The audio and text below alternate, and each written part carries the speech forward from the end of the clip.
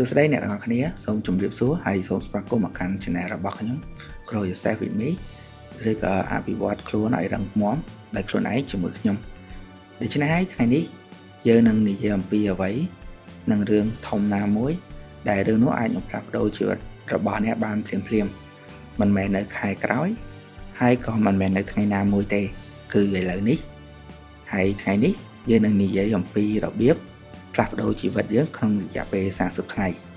ដោយប្រើក្បួនសាមញ្ញទាំង5ដែលខ្ញុំនឹងយកមកចែករំលែកនៅថ្ងៃនេះហើយចំណុចសំខាន់នោះគឺវាអាចធ្វើបានមិនត្រូវការជីវិតល្អឥតខ្ចោះមិនត្រូវការមានលុយកាក់ច្រើនហើយក៏មិនត្រូវការមានជំនាញអ្វីពិសេសប៉ុន្តែចំណុចសំខាន់នេះគឺគ្រាន់តែចាប់ផ្ដើមដូច្នេះហើយមុននឹងចាប់ផ្ដើមសូមដកដង្ហើមឲ្យវែងជាមួយខ្ញុំម្ដងទៀតចូលហើយចេញហើយចូលវាហើយយើងទុកវានៅក្នុងទ្រុងរបស់យើងប្រហែលវិនាទីហើយយើងដកចេញមកម្ដងទៀតមួយមិនចាំបាច់ប្រញាប់ពេកទេខ្ញុំទុកពេលឲ្យអ្នកទាំងអស់គ្នាដើម្បីឲ្យសម្រួលអារម្មណ៍បានយ៉ាងល្អឥឡូវនេះខ្ញុំគិតថាអ្នករួចរាល់ហើយយើងនឹងចាប់ផ្ដើមធ្វើឲ្យជីវិតយើងផ្លាស់ប្ដូរក្បួនទី1ដែលខ្ញុំនឹងចង់យកមកចែករំលែកនេះគឺការទទួលខុសត្រូវលើជីវិតរបស់យើងការផ្លាស់ប្ដូរជីវិតគឺចាប់ផ្ដើមពីការទទួលខុសត្រូវរៀនទទួលស្គាល់មិនមែនការគប់ចិត្តខ្លួនឯងហើយក៏មិនមែនជាការដែលតែងតែថាខ្លួនឯងខ្វះមិនមែននិយាយថាខ្ញុំអាក្រក់នោះទេការទទួលខុសត្រូវគឺមានន័យថាអតីតកាលអាចមិនមែនជាប្រភពដែលខ្ញុំគ្រប់គ្រងបានប៉ុន្តែអនាគតខ្ញុំនឹងអាចបង្កើតវាដូច្នេះហើយរយៈពេល30ថ្ងៃខាងមុខនេះឈប់ចោតឈប់ស្ដាយឈប់ប្រកាន់ហើយក៏ឈប់និយាយថាវាមិនមែនជាកំហុសរបស់ខ្ញុំទេបើអ្នកនៅតែបន្តបោះបង់ការត្រួតពិនិត្យជីវិតអ្នកនឹងនៅតាមដងផ្លូវដែលអ្នកមិនចង់ឲ្យវាទៅតែបើអ្នកនិយាយថាខ្ញុំនឹងធ្វើអ្វីដែលខ្ញុំអាចធ្វើបាននៅថ្ងៃនេះជីវិតអ្នកនឹងចាប់ផ្ដើមផ្លាស់ប្ដូរភ្លាមដូច្នេះហើយសូមចងចាំថារៀនទទួលស្គាល់គឺជាចំណុចដែលល្អបំផុតក្នុងការកែតម្រូវខ្លួនឯងហើយមានភាពទំនួលខុសត្រូវបើយើងពិតជាបានធ្វើវាក្នុងការមិនសមស្របហើយក្បួនទី2គឺសម្អាតបរិយាកាសជុំវិញខ្លួនរបស់យើងដូចជាបន្ទប់រញ៉េរញ៉ៃវាស្មើនឹងគំនិតយើងរញ៉េរញ៉ៃតុរញ៉េរញ៉ៃវានឹងធ្វើឲ្យការផ្ដោតអារម្មណ៍របស់យើងកាន់តែស្មុគស្មាញហើយតូចហើយពាក្យកម្ចាត់បន្ទប់នោះគឺមានន័យថាពិតជាមានអត្ថន័យដល់ក្នុងចិត្តរបស់យើងគឺវាគឺជាបរិយាកាសដែលនៅជុំវិញយើងវានឹងធ្វើឲ្យភ្នែករបស់យើងនឹងទាញទៅដល់ក្នុងចិត្តអារម្មណ៍យើងផ្ទាល់ឲ្យវាស្មុគស្មាញទៅតាមហ្នឹងដូច្នេះហើយមិនចាំបាច់ធ្វើឲ្យទាំងអស់វាមានគ្រប់គ្នានោះទេគ្រាន់តែជ្រើសរើសយកកន្លែងណាមួយឆ្ពោះទៅកាន់វានិងកែលម្អវាដូចជាតុសភៅក្រែអ្វីៗនៅក្នុងកាបូបឬក៏ការរៀបចំទូរបស់អ្នកចំណុចគោលនោះគឺគុំរងចាំដល់មានលទ្ធផលធំដំណើរការតូចបំផុតនឹងបង្កើតអារម្មណ៍ខ្ញុំឲ្យខ្ញុំជឿជាក់ថាខ្ញុំធ្វើបានដូច្នេះពេលបរិយាកាសជុំវិញយើងស្អាតចិត្តយើងគឺកាន់តែស្ងប់ហើយនឹងជីវិតយើងកាន់តែច្បាស់ហើយក្បួនទី3ដែលខ្ញុំនឹងចង់យកមកចែករំលែកនោះគឺការធ្វើរឿងពិបាកតិចមួយក្នុងរៀងរាល់ថ្ងៃយូរទៅវានឹងក្លាយទៅជាទម្លាប់ល្អអ្នកនឹងមានជីវិតដែលមិនក្លាយទៅជារឿងល្អដោយរងចាំឱកាសមកដល់នោះទេជីវិតរបស់អ្នកទាំងអស់គ្នានឹងល្អប្រសើរនៅពេលដែលអ្នកខ្លាចខ្លួនឯងទៅជាមនុស្សដែលក្លាហានរៀងរាល់ថ្ងៃមានវិនាទីណាមួយដែលខួរក្បាលអ្នកនិយាយថាខ្ញុំមិនចង់ធ្វើទេនោះហើយគឺជាចំណុចនៃការផ្លាស់ប្ដូរអនុវត្តធ្វើឲ្យមានចលនាបន្តិចម្ដងធ្វើការងារដែលអ្នកដែលតែងតែគិតថានឹងចង់ពន្យាពេលគុំងើបពីគេហើយទាញទូរស័ព្ទមកចុចគ្រាន់តែស្គលមើល Facebook ឬក៏រឿងរបស់អ្នកដទៃឆ្លោះគ្នាសម្រាប់ចិត្តក្នុងការធ្វើរឿងតូចណាមួយដែលអ្នកចង់ធ្វើហើយធ្លាប់គិតហើយយកវាមកអនុវត្តនៅក្នុងថ្ងៃនេះភ្លាមដោយមិនចាំថ្ងៃស្អែកទោះបីគ្រាន់តែឧទាហរណ៍ថាយើងចង់អានសៀវភៅគ្រាន់តែទាញវាមកអានត្រឹមតែ5ទំព័រទៅ10ទំព័រក៏វាជាការសម្រេចចិត្តដ៏ល្អមួយដែរហើយធ្វើការរើសសេចក្តីថែទាំផ្លូវចិត្តរបស់អ្នកឲ្យល្អ ការពិតផ្លូវចិត្តគឺវាសំខាន់សម្រាប់យើងនៅពេលដែលផ្លូវចិត្តយើងល្អអារម្មណ៍យើងល្អយើងនឹងងាយស្រួលក្នុងការដោះស្រាយបញ្ហាទោះបីជាបញ្ហានោះលំបាកប៉ុណ្ណាក៏ខ្ញុំជឿថាអ្នកទាំងអស់គ្នាអាចដោះស្រាយវាបានដូច្នេះហើយ1វិនាទីប្រឆាំងនឹងការធ្វើឲ្យខ្លួនឯងងងឹតអាចនិយាយថាខ្វះគឺជាការលំបាកដែលបង្កើតអ្នកឲ្យខ្លាចខ្លួនទៅជាមនុស្សថ្មីដូច្នេះហើយធ្វើវា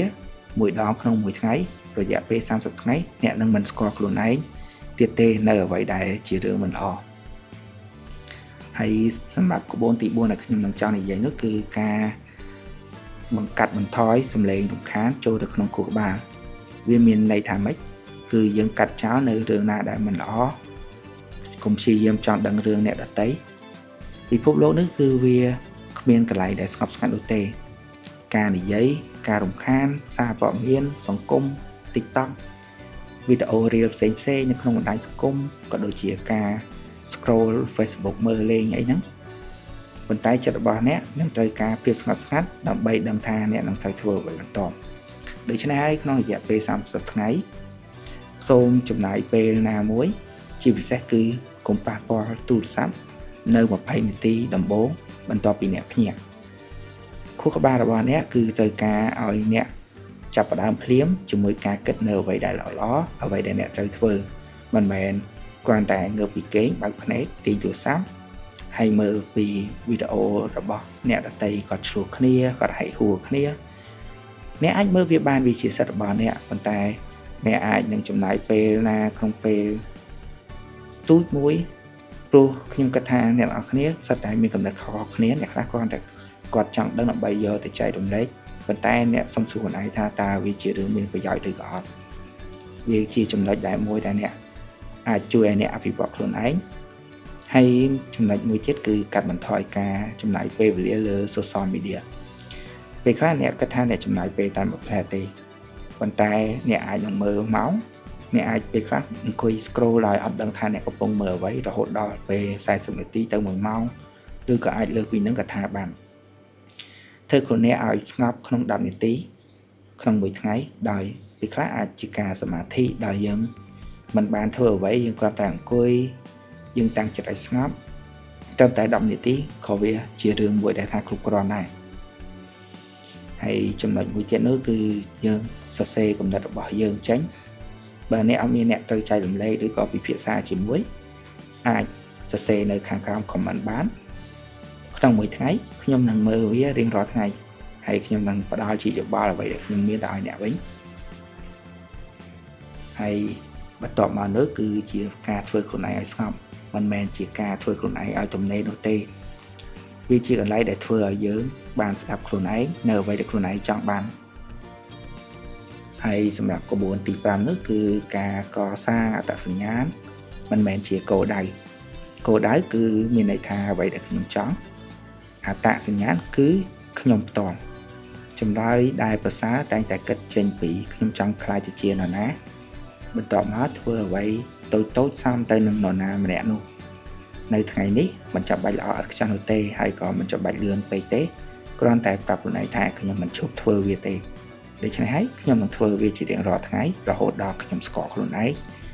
របស់ទាំងនោះវាក្លាយជាទម្លាប់ហើយវាបានផ្ដល់ជាអត្ថប្រយោជន៍ឲ្យខ្ញុំវិញដូច្នេះហើយផែនការទាំង30ថ្ងៃនោះដែលវាមានជារៀងរាល់ថ្ងៃនោះគឺទី1ទំនួលខុសត្រូវទី2ការសម្អាតបរិស្ថានជុំវិញយើងក៏ដូចជាបរិយាកាសទី3ការធ្វើរឿងពិបាកណាមួយមិនថាច្រើនឬក៏តិចអាចចាប់ផ្ដើមពី1រហូតទៅច្រើនទី4ការធ្វើខ្លួនឯងឲ្យស្ងប់ដោយការផ្ដាច់ខ្លួនចេញពីសម្លេងរំខានការចេះដឹងរឿងអ្នកដទៃហើយទី5នោះគឺការបើកចិត្តទៅរកអ្នកដែលនឹងប្រាប់ខ្លួនឯងថាខ្ញុំនឹងខ្លាចទៅជាអ្វីបន្ទាប់ពី30ថ្ងៃនេះ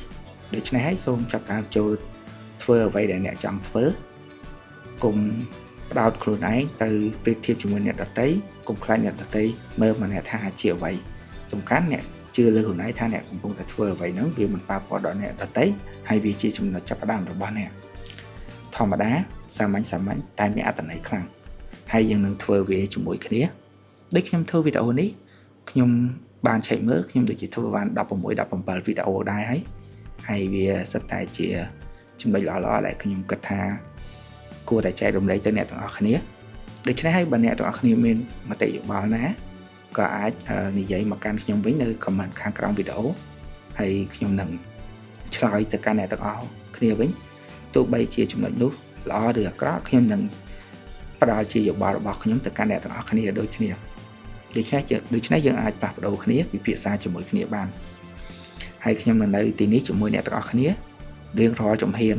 ទូចគ្រប់ទាំងអស់ដូច្នេះចុងក្រោយសូមអរគុណសម្រាប់ការស្ដាប់នៅថ្ងៃនេះហើយបើវាធ្វើឲ្យអ្នកបានដកដង្ហើមល្អជាងមុន